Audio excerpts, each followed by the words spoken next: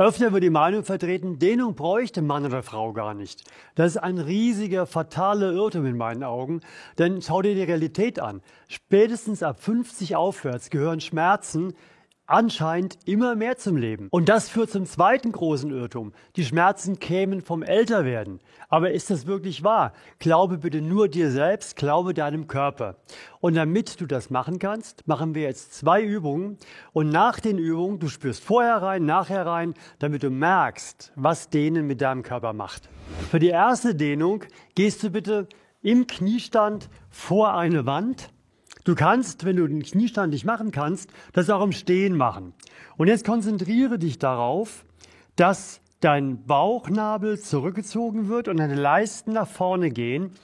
Und dann merkst du relativ rasch vorne in den Oberschenkeln, in die Leiste rein, im Hüftgelenk vielleicht und sogar im Rücken merkst du einen Dehnungsschmerz. Und den stellst du so ein, dass du ihn gerade noch gut ertragen kannst.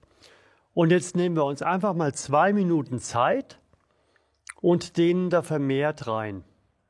Ja, du musst nichts anderes machen. Die Füße übrigens, habe ich vergessen zu sagen, sind aufgestellt.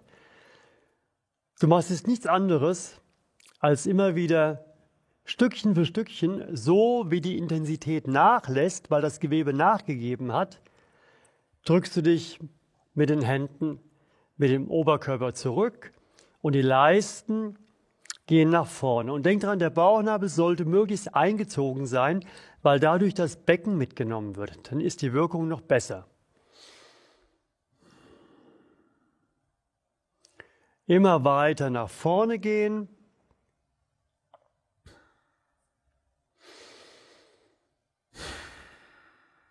Atmen.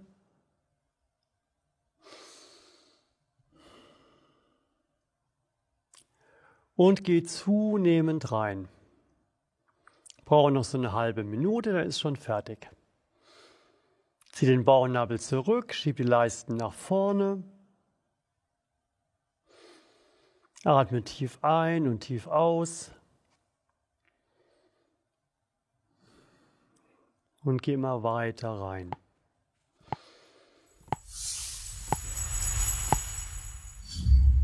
Und komm langsam wieder zurück.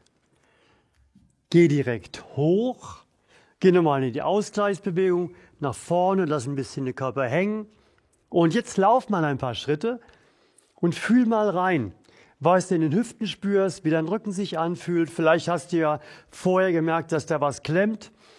Es kann gut sein, dass sich das schon besser anfühlt. Wenn das so ist, dann würde ich mich freuen, wenn du mir einen Daumen nach oben gibst und auch einen kurzen Kommentar schreibst. Beschreib doch kurz, wie es dir vorher ging, nach diesen lächerlichen 2 Minuten, wie es dir jetzt geht, was sich verändert hat.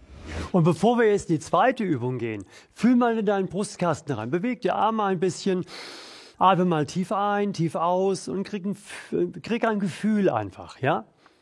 Und jetzt gehen wir vor eine Ecke bzw. vor einen Türrahmen. Und egal wo du übst, du machst Folgendes. Du nimmst die Arme erstmal horizontal zur Seite und dann ein bisschen nach oben. Ungefähr so einen Winkel.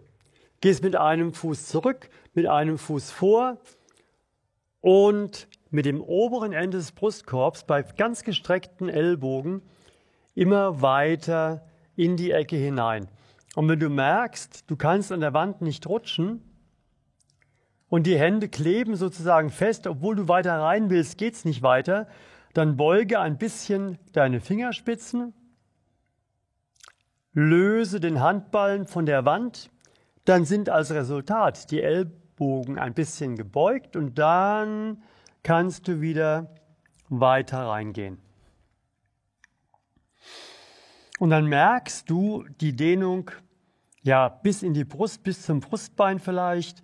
Du merkst sie bestimmt in der Schulter. Du merkst sie in den Oberarmen, vielleicht im Ellbogen. Es kann bis in die Fingerspitzen reichen. Und wichtig, mach nicht den Fehler und lauf mit dem Becken in die Ecke, da merkst du gar keinen Unterschied, sondern lass das Becken zurück und lehn dich mit dem oberen Ende des Brustbeins immer weiter rein. Und denk ans Umgreifen, gell? Wenn du nicht weiter in die Ecke kommst, dann greifst du um mit deinen Fingern, dass die Hände mehr auf die Ecke zuwandern. Und wenn du im Türrahmen bist, dann rutschst du mit den Armen immer weiter am Türrahmen entlang.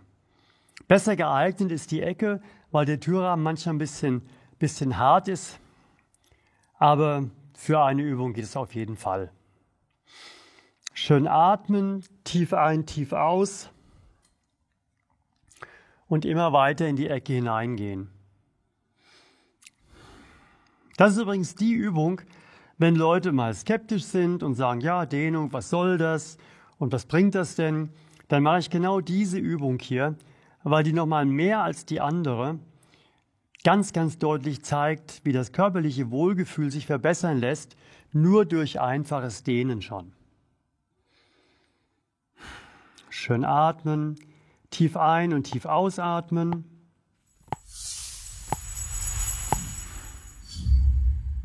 Und jetzt komm langsam raus. Ich drehe mich mal zu dir, lass mal die Arme runter. Oh.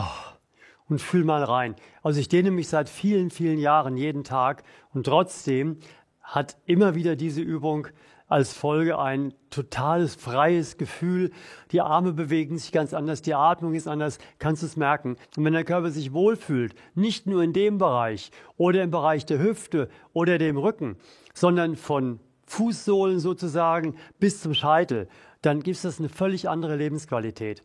Und noch eine Aussage, für diejenigen, die schon älter sind, ja.